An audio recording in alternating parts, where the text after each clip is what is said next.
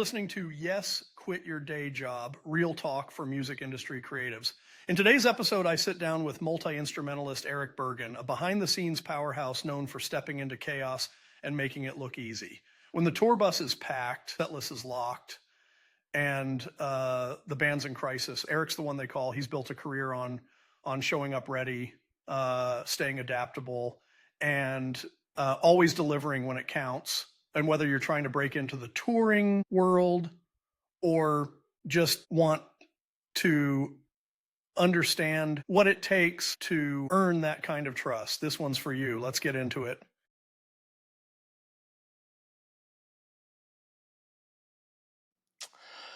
Welcome back to Yes, Quit Your Day Job, the podcast where we talk to musicians, producers, engineers, all around creatives who found a way to make this life work. I'm your host, Seven Dunbar. Today's guest is somebody I've worked with personally, somebody I've shared stages and stories with, and somebody who embodies what it means to be dependable in a scene where that's rare. Eric Bergen might not be a household name, but for bands that matter, he's the guy you call when your bassist or guitarist or even drummer drops off a tour last minute. When your back's against the wall and you need somebody that'll learn a set, crush it live, and hit the stage like he's been there for years, Eric is your guy. So, Eric, welcome to Yes, Quit Your Day Job. Good to be here.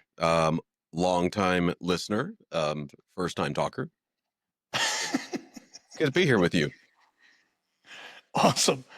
Well, yeah, jumping right in. When did music first click for you? Like this is more than a hobby. I mean, I got started in music really early. In my childhood, it's kind of like the basics of most musicians I know. It's like it's either starting in like a school band or something like that. Mine was skate park. Skate parks, random. Let's make fun of that guy after this podcast, though. Yeah, that'd be great.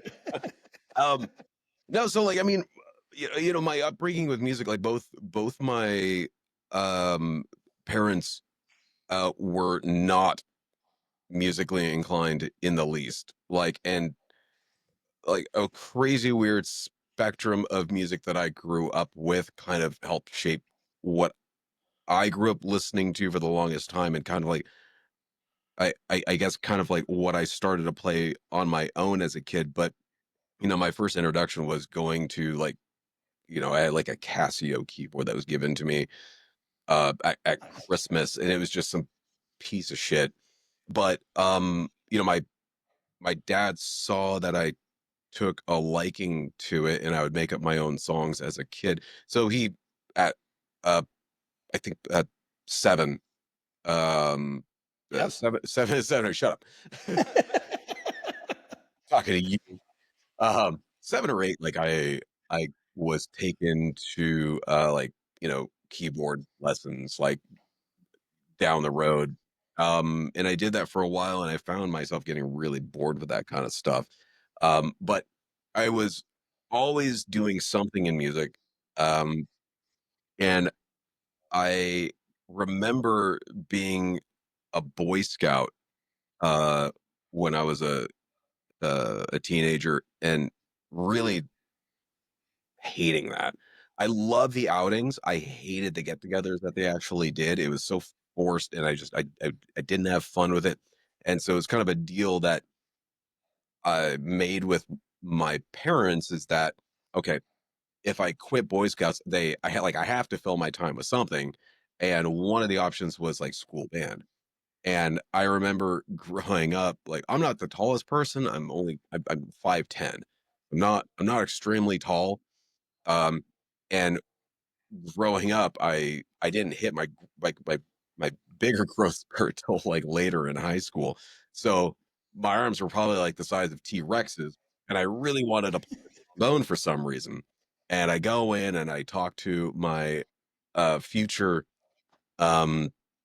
music teacher, Mr. Sitzer, and he was just like, "Well, I don't think the trombone's gonna be the best fit." And I was like, "I want to play it."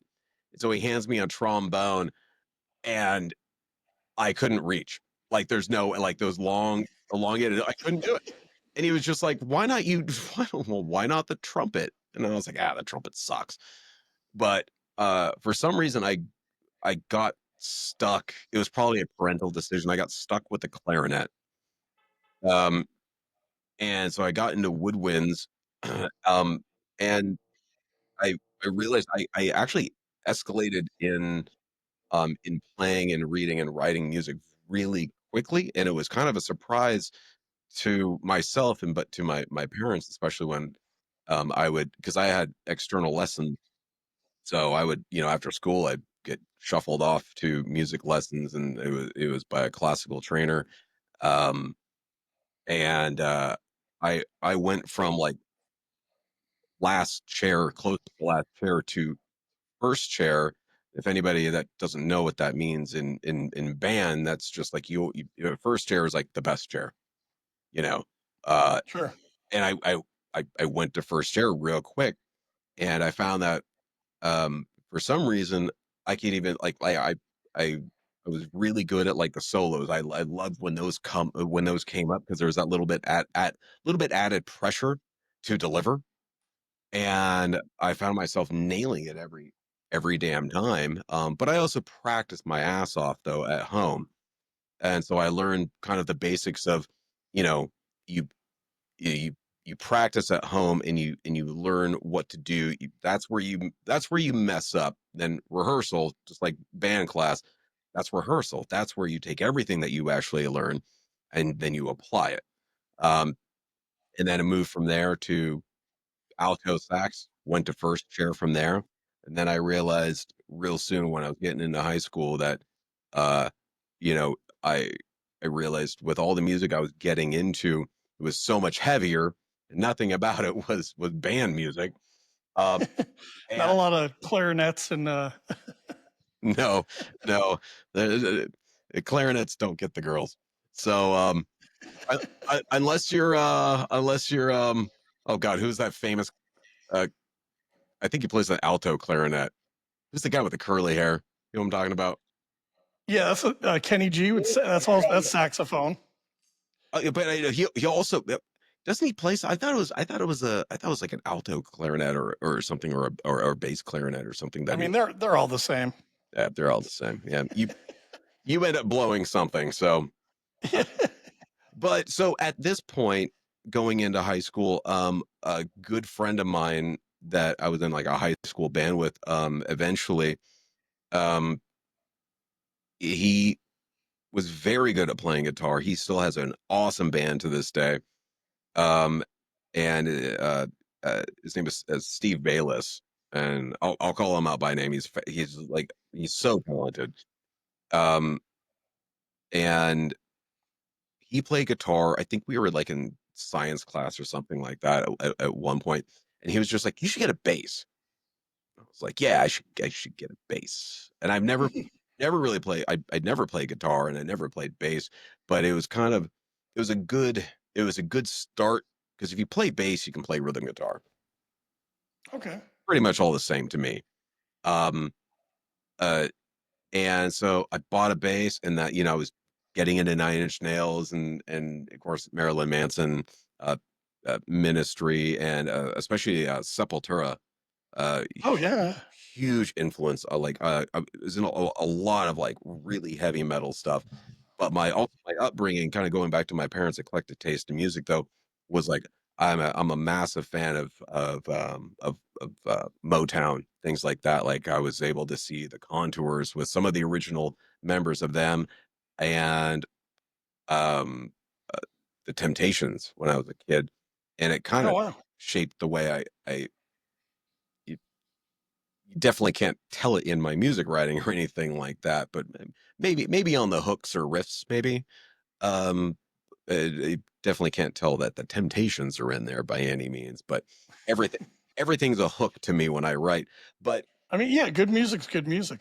yeah, and going through um uh, in high school, I just found that I was decent at that. I could kind of take what I learned from school band and directly relate it back into playing bass. And at that time, again, uh, this is kind of before Manson really like exploded, right? Because I mean, we all know the album. It's Antichrist Superstar. That's when they just Oh yeah, one of my all-time favorite albums. it's it's so good. Every goddamn song on that album is fantastic. Well, uh, what was it? The big Antichrist Superstar tour was at 96, 97 when they were going around, something like that. Oh, they did the I song think so. 1990, maybe it was probably 1997. But he was rolling through regardless up into Portland. I went with a bunch of friends, and it I learned, and this is a long answer to your question, but with all that back context, um, when I knew it was something that like I was addicted to, it's not leaving. I probably knew this beforehand, but it was solidified though, uh, on the song Antichrist Superstar. And it was when the flags just unfurled down from the top ceiling all the way down, and it was just lights and that whole Dun, dun, yeah. yeah.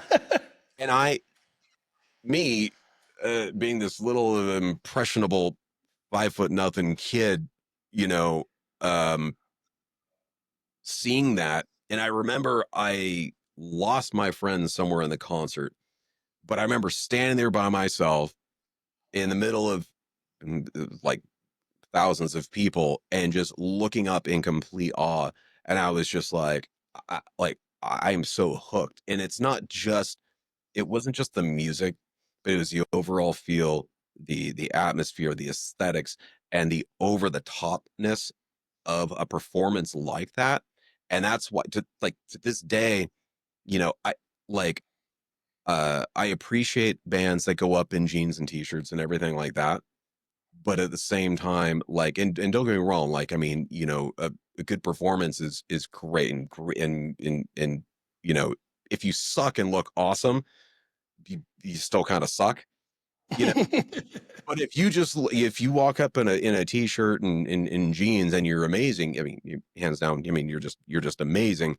But for me, that just sunk into me so deep that like regardless of where I'm at and what I'm doing, I want it to look visually aesthetic and like supercharged.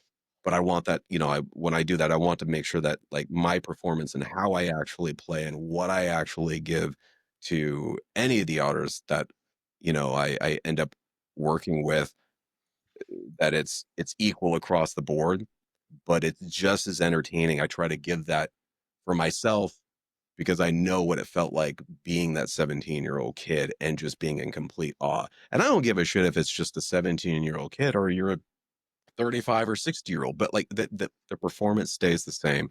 But I want to give exactly what I saw at 17. And that's when I knew at that point, I was like, dude, I am hooked. This is like, regardless of where I am in life, this has to be a continuation throughout. Like I'll play live until I'm dead. Like, Love all right, that. until I lose Well, my hands, maybe. I don't know. what was your first real band experience like? Any funny stories? Um,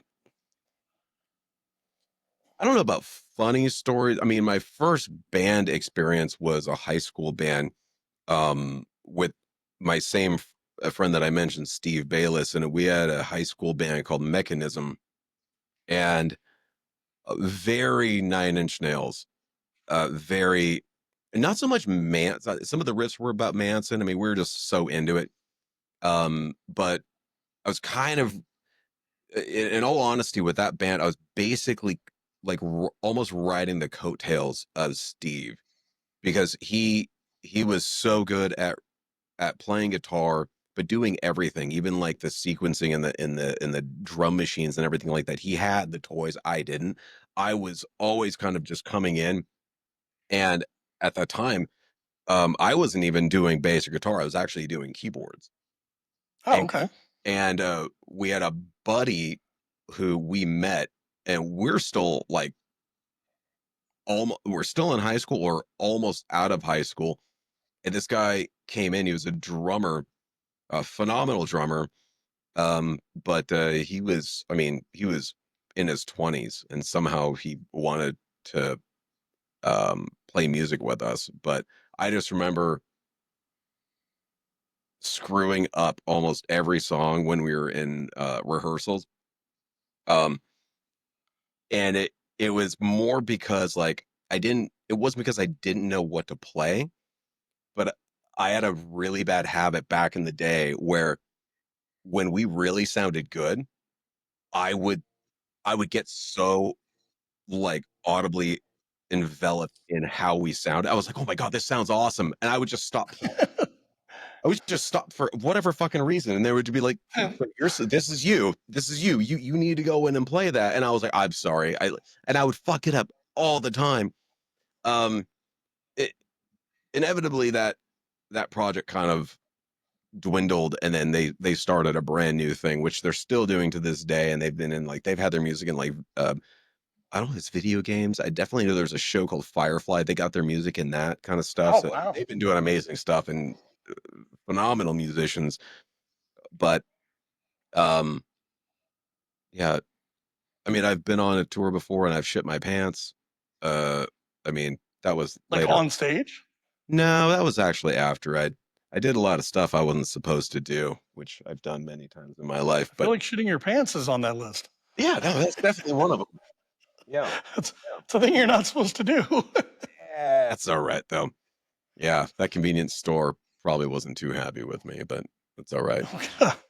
But um, yeah, so you've been, for lack of a better term, a hired gun in a lot of bands. yeah. How do you walk into a band dynamic that's already established and still find your place? Um,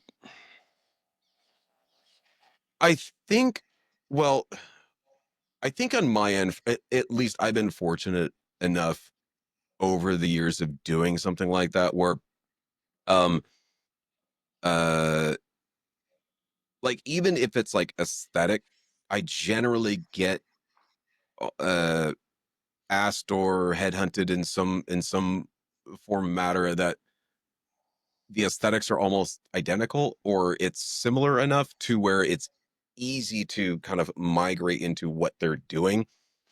Um, but on a personality level, I think that I've been fortunate enough to where I've been asked to play in different bands or different projects or at least just help out in some manner, and that could be in the studio. Um, is that in some way or another, uh, I think somebody's at least given me um, uh, kind of a they put it they've definitely put in a good word, but I also think that like uh, those bands, I think somehow uh, whoever is nominating me for that, they are already in tune with my own personality, and they're just like, yeah, this guy's cool. He's super They sarcastic already and know you're going joking. to be a good fit. Well, yeah, I think on the personality level, I'm very easygoing, but like I can be a little bit of an ass when it comes to things. Uh, What? yeah, crazy. Surely you jest. I do it out of the respect, and I've tried to uh and it's not being an asshole. It's just a lot of people sometimes will perceive that, but it's like, listen, it's you're looking for something, and I want to give you the best thing I can. And if it's not good enough for me, I damn well hope you don't feel it's good enough for you. It's a weird thing, but eh, I I just always know that something could be better. Um, and some musicians that I've played with just struggle with that. And I'm like, no, that sucks. That's horrible. Yeah. And that usually happens in the beginning, and some people that I've worked with get real butthurt about that. But I've found that later in my career that that tends to be looked at less like someone's being an asshole. And I'm just, I mean, I, you know me, my personality is very sarcastic. It's, and it's a lot of dark humor. And so a lot of my now friends, I'm just like, I was like, that's fucking garbage and fucking terrible. I I know you can do better. What can I help you? Like, uh, what can we actually do to bring this up? Because you got a great thing going. Like things aren't really driving just yet, but like what can we actually do to elevate, your vision or what you're trying to actually get across? Um, but I think again going back, I think the bands that I actually play with now, I think they understand what I'm after. At least I hope they do, and that if I tell you it sucks, I don't want you to I don't want to stop, but I don't want anybody to stop. I was like, dude, let's work, let's hash through like this riff or this part of the song. Um and at some point, like, yeah, I'm just kind of poking somebody just to get a reaction. Maybe there's some sort of horrible reason behind what I say sometimes, and it's usually for my own amusement. But um I think in general, like, the again, going back, the acts that I get asked to do, I think they already have the same type of mentality. Like, I think of a lot. I think everybody I end up playing with, um, they have a sick, dark, witty sense of humor. Nobody takes anything serious until it comes down to, you know, performances and music, and of course rehearsals and that whole process. But um, yeah, Cool. Um, my brain shut off. have you that's ever fine. have you ever had to say no to a gig? Yeah, I've said no to a couple, but real quickly actually into moving to Vegas. And it wasn't for any reason that was bad on the band by any means. And one was like a Vegas. It was like a bi-monthly show that they were trying to put on the at the Brooklyn Bowl in downtown Okay. Vegas. And it was like a whole mashup of, like, kind of uh eh, not exactly new metal songs, but like just songs kind of from like 90s, 2000s that people kind of grew up with. And they did everything between like Manson, Linkin Park. Like it was a cover band. Um, Which eh, those go over great in Vegas. yeah. Oh, absolutely. And my friend, he gave me some files and everything like that, and I learned them. But I wasn't really at a point mentally that I could actually do that. I was just going through my own stuff, and so uh, again, had nothing to do with anybody that was actually involved. It was mainly just on myself because I knew where I was at mentally. I could do it, but I knew that I would I would definitely be selling him short. And uh, doing a project like that or getting especially getting paid or anything like that, I don't want to feel like I'm taking advantage of of anybody. Like if you're gonna pay me, like you're paying me uh, to do what I do best. Um, and yeah, it wasn't a good fit, and like it was fine. I was honest about it, and like, they were like, no problem. Um, and the other one was with um another Vegas based band, and uh, which I still want to. Sorry, my cat is wanting to get into my room, I think. Um, I still don't believe you have a cat, for the record. I promise you, he's probably outside. I think he's just pawing at the door. But I've been looking around this whole time because my dogs are getting into stuff. yeah, I was hearing something in my in ears real quick, and I didn't know if it was something else but then I saw the door jiggle, and I was like, ah, that's my boy. Yeah, for the record, Eric doesn't have a cat, but he will tell you he does.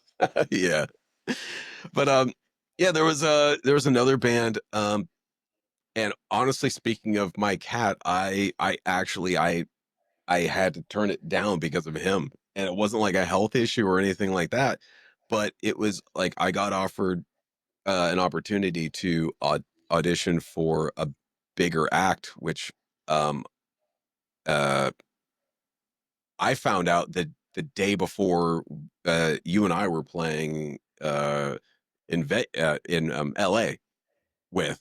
I found out about that um, at rehearsals, actually. Oh wow! I'd I'd asked you about them, but you didn't know. But the gal that was doing the photos, she knew about them, and she was like, "Oh my god, yeah, you got to do it." I was like, Oh, I remember this. Yeah. but yeah, but they were. I mean, it was just me out here, so it's just me and my cat at the time, and so like I literally turned down a great gig, unfortunately, and it was more just due to also work too, because I do work remote. um but it was like this 2 month stint where it was like it was all in Europe, and I probably could have made it happen with my work, but like my cat is like my little buddy, and I couldn't be gone from him for like that long, you know, with Sure. him just being here alone. I can't just keep asking, people to come drive 30 minutes one way just to talk to him or make sure he's still alive. And now it's a little bit, now it's different. So like, you know, um, having my significant other here, uh, really makes the opportunities, a lot more, uh, easy to approve of. Now that I know my cat is going to be taken care of. So most people are just like a fucking cat. I was like, that eat my No, ass. I have turned down opportunities because of my dogs for sure. Yeah, he's my dude. And yeah, I'm sorry, like his happiness uh means the world to me. Yeah. So uh do I re- do I regret it? No. But I've talked to him, and I let him know, and despite what they actually might have thought about that. I mean, but it was a legit reason, you When know, you say you talk to him and let him know, do you mean the band or the cat? only the cat. The Yeah. cat. We had a heart to heart. Yeah, we had a big heart to heart. Yeah. Good, good. Little son of a bitch. Oh. This is Yes, Quit Your Day Job. And if you're liking what you're hearing, hit that follow button, leave us a review, and share the show with a friend who needs to hear it. Got a question for Seven or a story from your own time on the road? We want to hear it. Email us anytime at boss yes quit your day job.com. Your message might just make it into a future episode. All right, back to the conversation with Eric Bergen.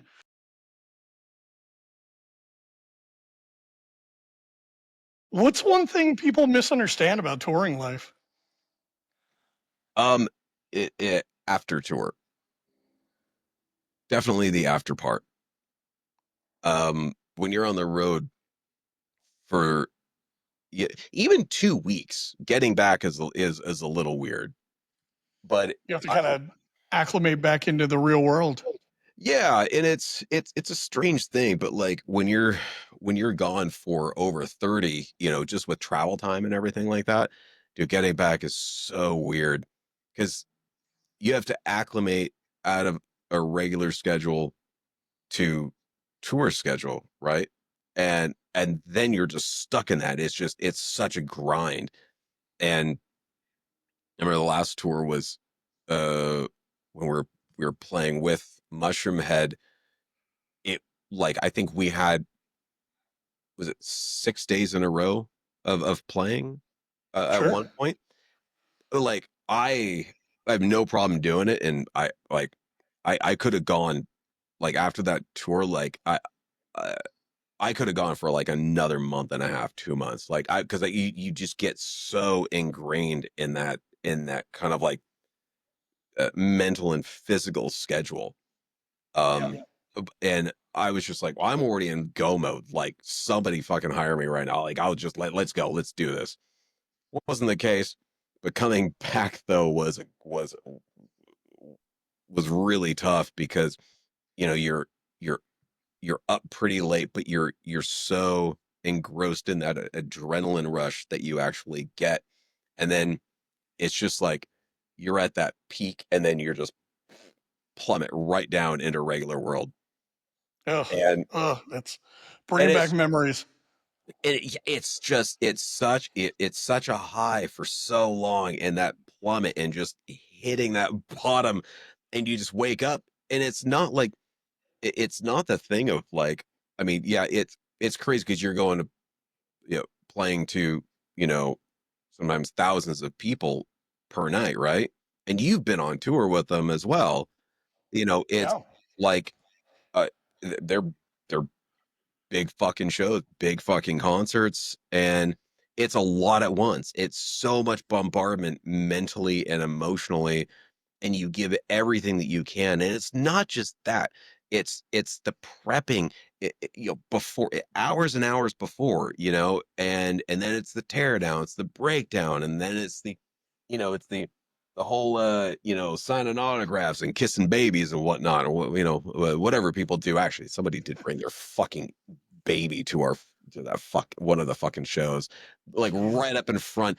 Oh, and the subs that they actually had there, we were talking, we're like, dude, that baby's brain is just pure tapioca right now. Like, we felt so bad. And then somebody like that, like there's a picture of us with the baby. And I just remember looking over at that lady. I was like, nice baby. It's like, who brings a fucking baby to like a metal concert? I mean, I mean, That lady. that lady definitely. If that baby survived that night, like, Jesus Christ. no, don't get me wrong. No, don't get me wrong. That baby is gonna be the most badass fucking kid. You know, I've been but coming to shows since I was a baby. Here's a picture. literally, yeah. I mean, right up to the gate, right up to the gate, past the mosh pit. I mean, I hope those parents weren't using that kid as like a barrier or something like that. What's a tour moment where everything went wrong and how'd you handle that? Um. Oh,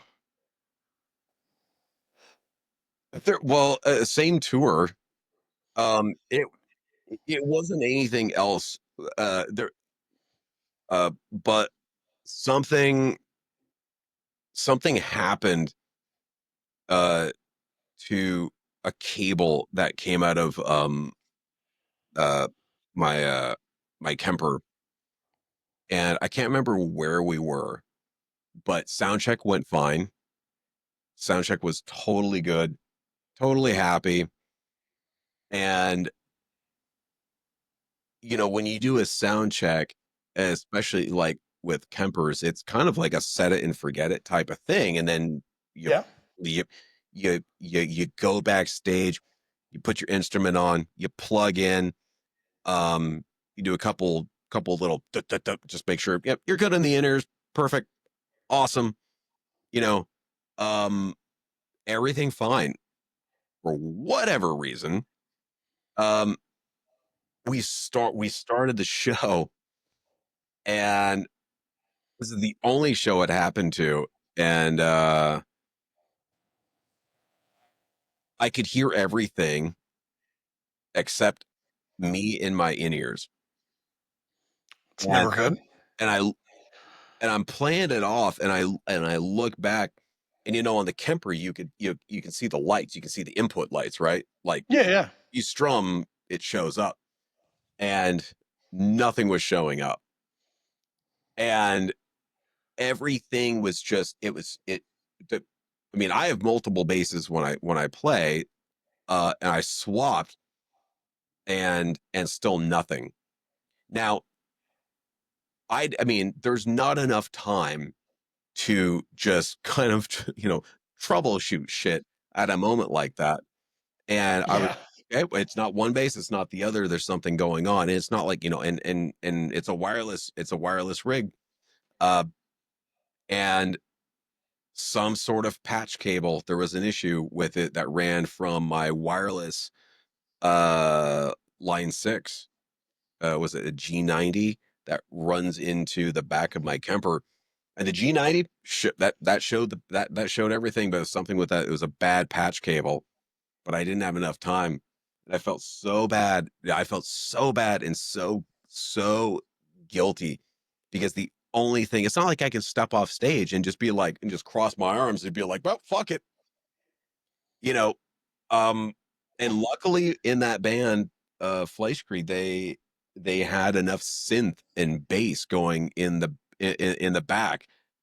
And I was like, I can either just ditch everything, get pissed, and walk off stage and just hang it up because I'm just like, oh, I'm not playing. Yeah. Yeah.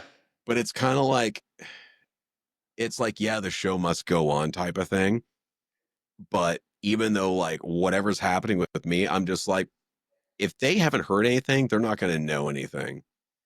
And so I played all the parts. Um, and it was basically just a complete fucking fake. I mean, because nothing was coming through my fucking rig. So how many people came up to you afterwards like, man, you sounded so good tonight? You know what was funny?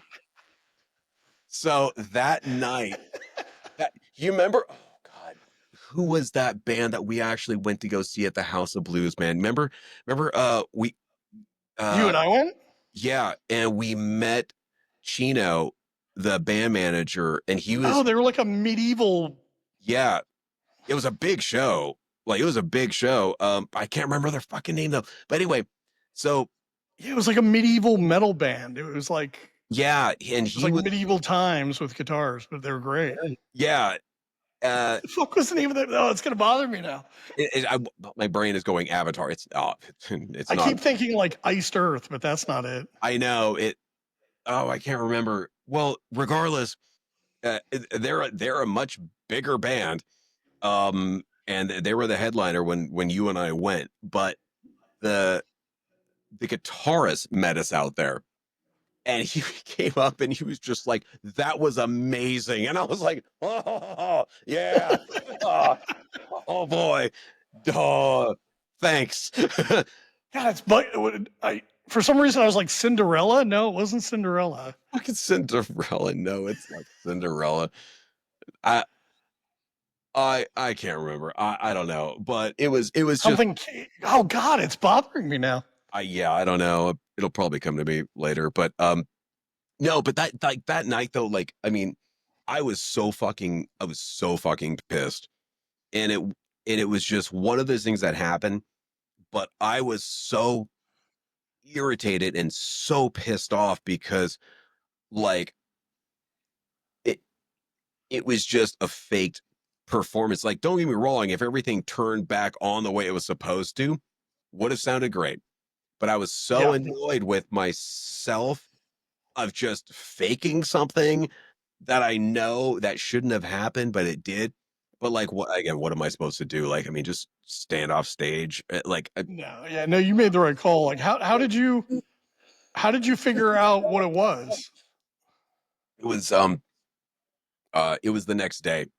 I mean, that was like Okay. that patch cable was like number one in what we needed to do. Because every day it was just like, okay, let's just go over everything, and I was just like, yeah, that needs to get fixed right fucking now.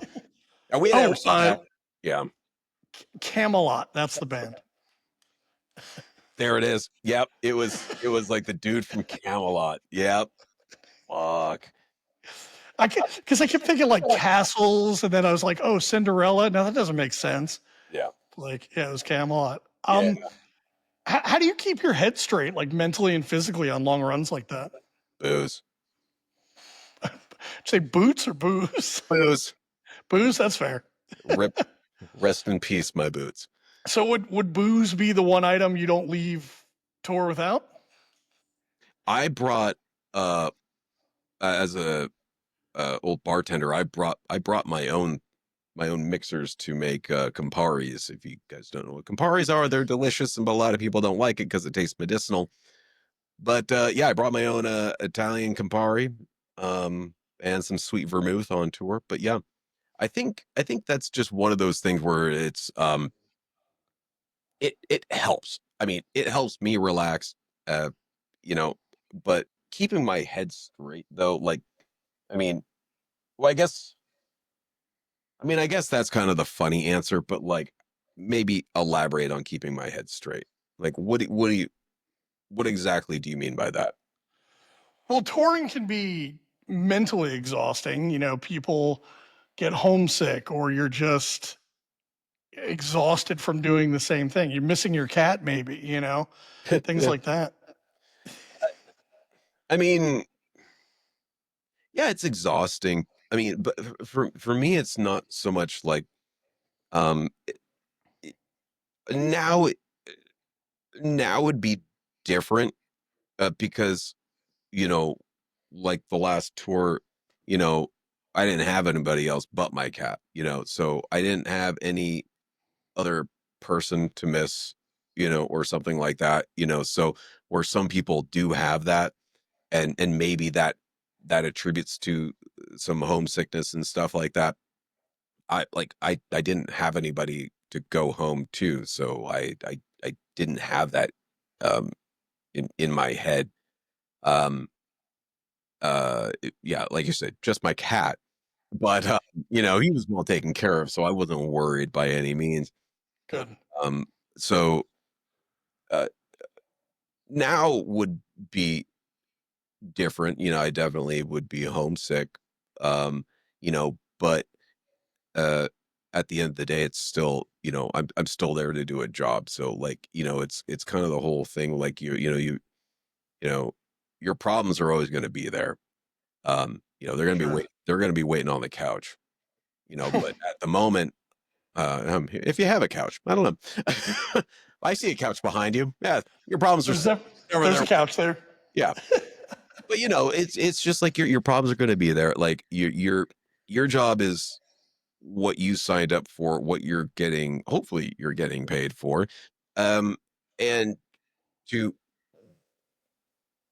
you know, it's kind of like that. Get your game face on type of thing. Sure. That's your fucking job. Like everything else can wait.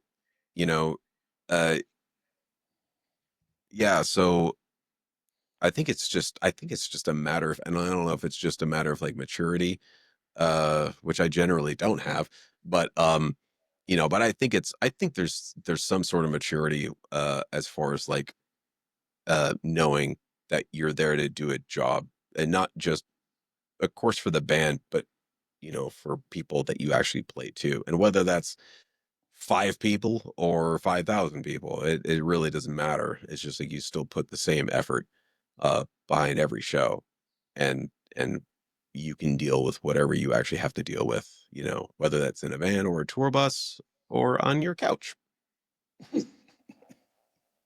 Awesome. How do you keep your own creative voice sharp when you're often supporting someone else's vision? I don't do it very well. You're like, I don't. That's the answer. I don't. uh I have such and I hope this kind of answers your question, but um I have such an easier time um working on other people's stuff than my own. Okay.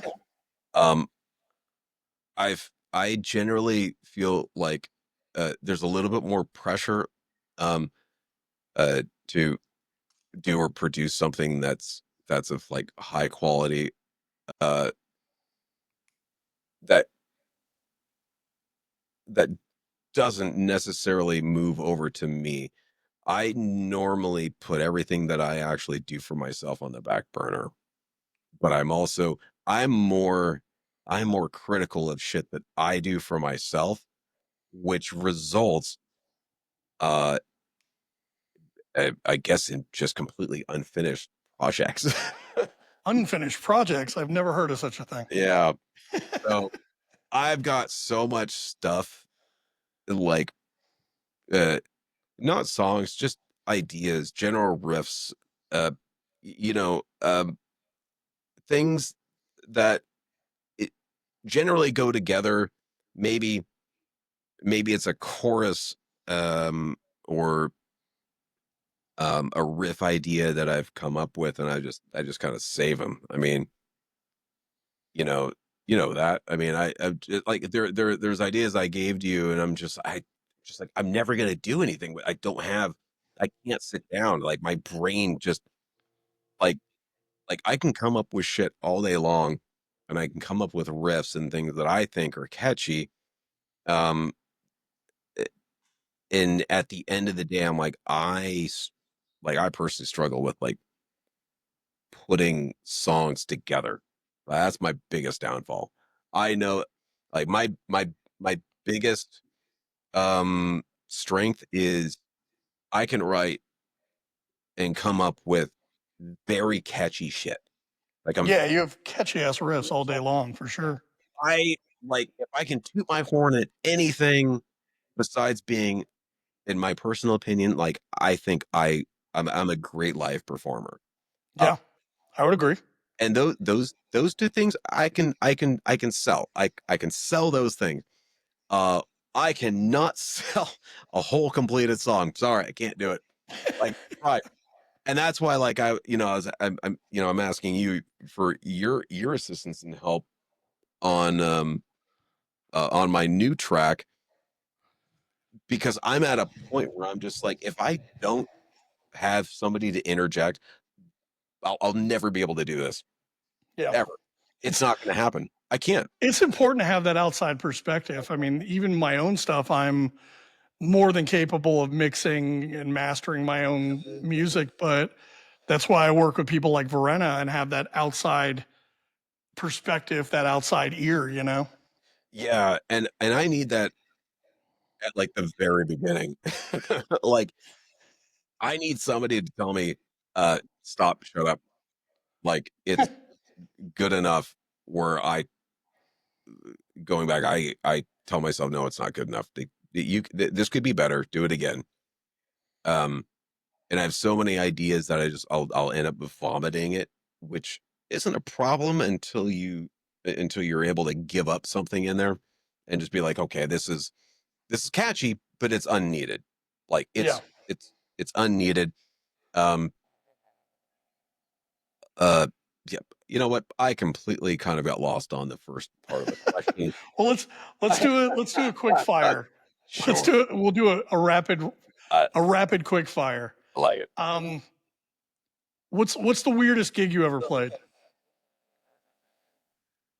Uh, let me see. The weirdest gig I ever played. Um, I mean, Jesus. Um, these are I definitely like going how to be you like, heard the word rapid and you went, "All right, I got yeah. this." I was like, this is not rapid. My brain is like yeah, it's just a bunch of Swiss cheese. Um, I'm trying to think. I mean, these were like these had to have been like a long time ago. I mean, one of them, I remember one of them a long time ago was with a band of mine back up in Portland, uh, called Depth Charger, and it wasn't so much weird because like I mean, so many musicians will play strip clubs and everything like that, but there was like this really shitty strip club that we actually played, and it was one of those ones where it's like it, they say they have a stage but it's not it's like a small little triangle and yeah like the girls dancing up on the bars and everything like that. um Yeah, I just remember like everything was sticky. yeah. Yeah, it was so gross and you don't and it's so dark in there and y- every it was sticky and everything just had a blue light around it. um uh Yeah, I'm kind of at loss. I'm trying to remember like something weirder than a strip club because that's not very weird. I just remember I it know being. for me, so the last tour that Seven Factor did, we were out with Cyclone 9 and we played at this was a couple years ago, but we played at a laser tag arena in the middle of Pennsylvania. Like I, it was like the middle of nowhere, and it was laser tag, and it like you walk in, and it's like when you're a kid, and there's like fake stone walls and dragons and all kinds of, and I was like, where the fuck are we? Like, You were like you were like you were playing at the tail end of like a Spinal Tap concert. yeah, it was definitely bizarre. And then oh, you don't know about this. When we were first starting out with Human Factors Lab, before we left Florida, we used to go to Ocala, and there was this skate park there. This is wild. Yeah, And feed me like a baby bird. Like I don't know anything about this. yeah, totally. So we would play. Our stage was the top of the half pipe, and oh, the reason for anybody who doesn't know, the reason I'm laughing is because this was like MySpace days. This is something, there isn't any photographic evidence online, I don't think. Yeah, Um, and not when, MySpace. Everybody jump on that right now. yeah, and I mean, Eric and I have known each other for years, but when we finally started working together a couple of years ago, he brought this up, and I was like, "How the fuck do you know about the skate park?" Back in MySpace days, yeah. Oh yeah, I knew about Seven and his band, and I just remember like coming across it, and I was like, "Who the fuck plays at a skateboard park?" Like, what? It's like, fuck this band.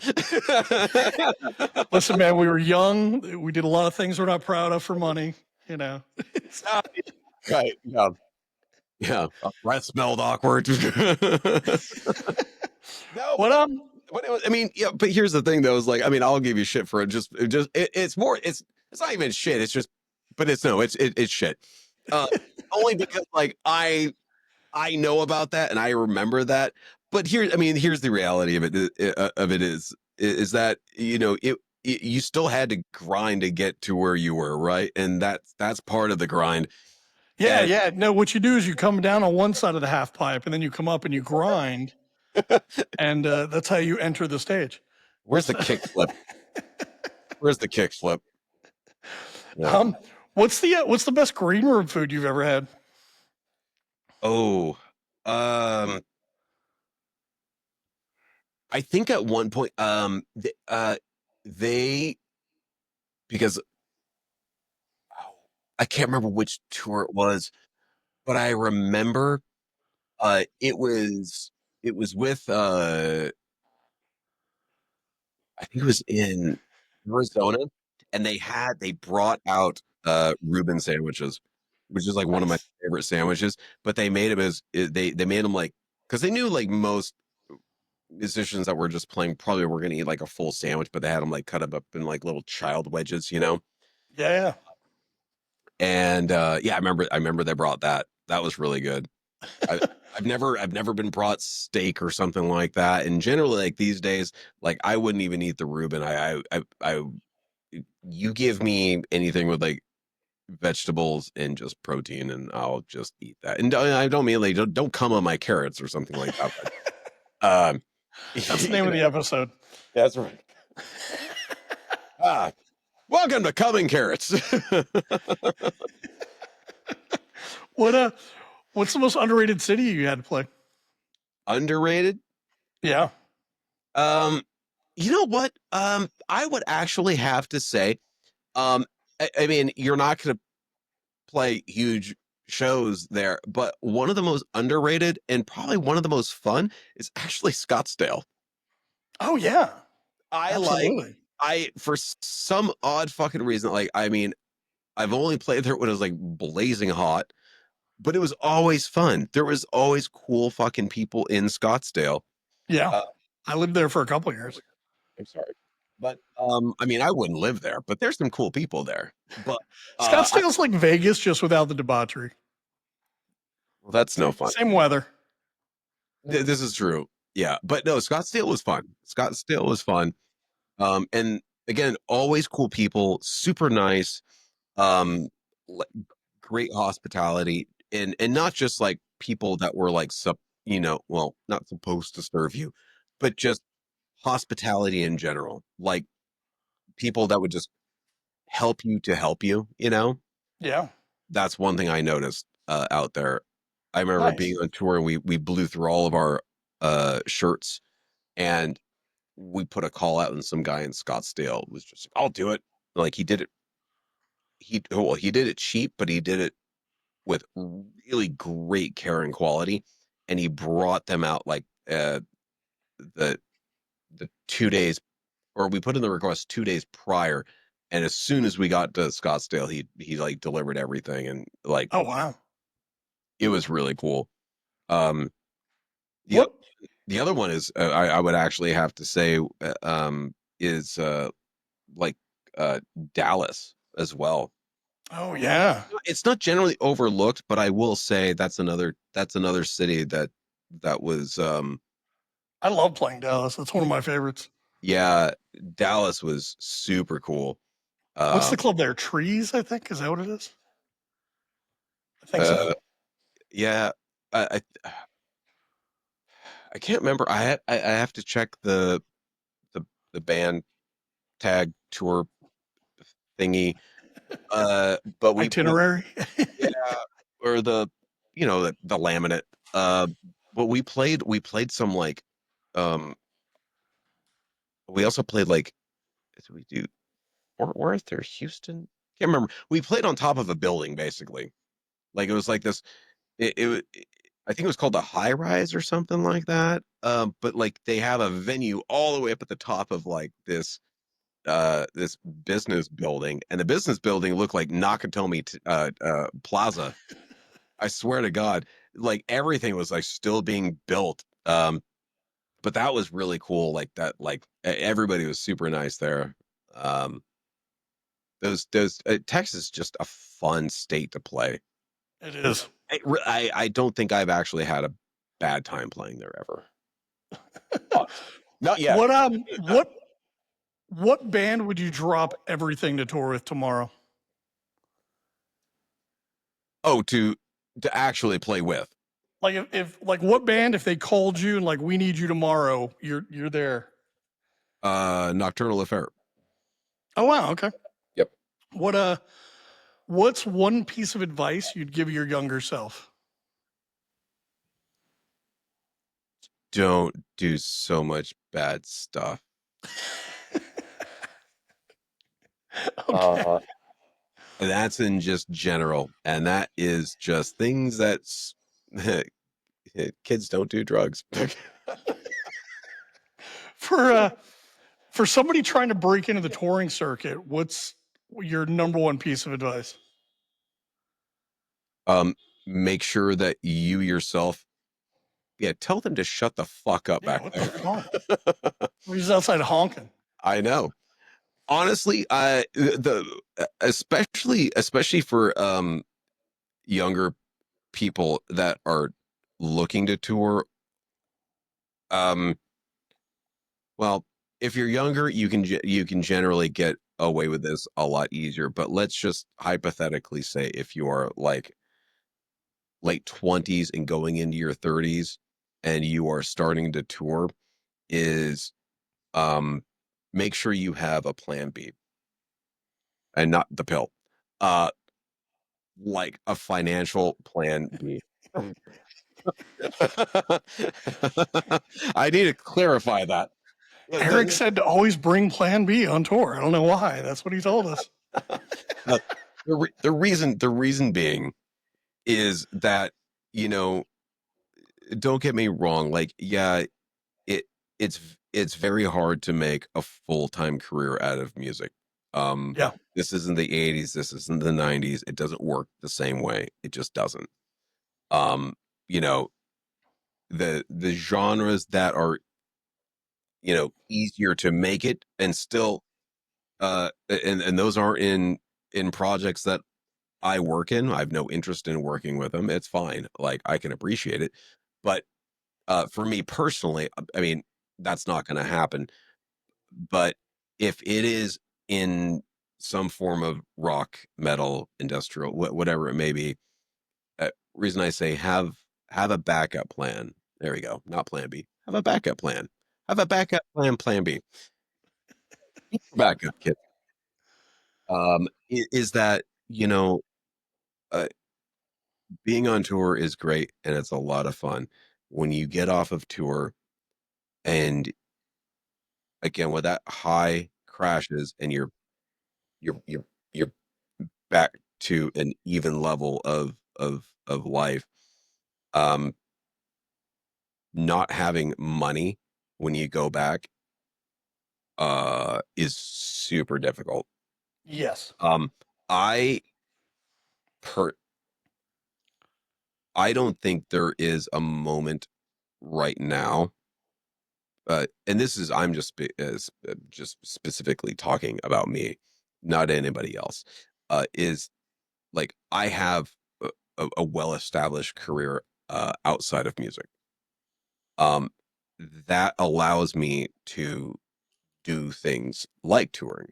Um, but I worked very hard to get that. I worked my ass off and I had to work my ass off even harder because I chose not to go to college in order to do it. So I had to rely on YouTube Academy and everything like that. But it is a lot easier to come off of tour to something where you have some sort of maybe like uh, an an established background, maybe. I guess that's what you can call it.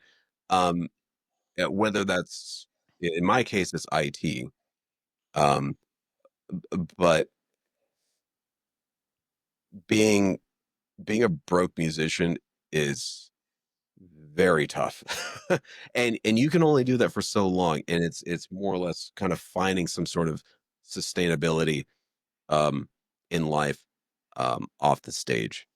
Um, and if something happens, man, and you just end up in the next Disturbed or whatever the fuck it is, you know what? Fucking awesome. Ride that goddamn wave, make your fucking money, and then when you're fucking off of that, uh, for the love of God, fucking save that shit. Like invest it in something. Like if What I was really what's I next for you in you what? oh no, I'm allowing you to talk right now. It's okay. Oh, okay. Good. Thank you. Yeah, you're What's welcome. next for you in 2025 and beyond? um Music wise, I am open for anything. I would personally love to see a couple of tours um under my belt for next year. I'm a bit busy for for the rest of this year. You Uh busy this year, are you? yeah, I'm a bit busy. So got a little one on the way. So that Congratulations. thank you. Yeah. So busy with that. But you know, uh, you know, money is money and fun is fun. But um, I I would love to get myself into an active touring position um in an established band. I think, Okay. um, and it I would personally love at least 2 to 3, at least month and a half long tours. I'll get working on those. I'll book them now. Nice, We'll, nice. we'll head on out again. Having people call mod people, that'd be great. But aside from that, it, I have my own project, Three Devils South, that again is so hard for me to complete songs and everything like that. But um, what I would really like to do is just I just want to finish like one fucking creepy song that I'm actually doing that you've heard. I just want to complete it. Like I don't like I want it to be something good, you know? Yeah. Because a big thing to me is, I've got two older kids as well. Like they're full of piss and vinegar themselves. I fucking love it. Like they're super sarcastic. They're fucking witty as shit and funny as hell, you know. But you know, uh, my main thing, especially something like that, is I can do something for myself that can potentially be fun with friends to do live, if it even gets that far. But I just want to put something out. So really it comes down to like, I just want something kind of cool my kids can like listen to and be like, hey, there's dad type of thing. It's the same thing as like when I go on tour and like they're able to, if I'm in Illinois and I play, like my kids can go out and see what I do live. I love giving them that experience. And it's not a show off thing. I mean, like, I like I I play for the band, but I play for them, and then I play for the kids first, and then I play for everybody else. But I like that aspect of giving something that I know a lot of their friends' parents can't and don't do. I would just want to be unique for my kids. That's all. Really, really make it, on career day at school. Yeah, yeah. I mean, Awesome. Where I would love that. where's a good place for people to reach out to you or keep up with what you're doing or hit you up with any questions, things like that?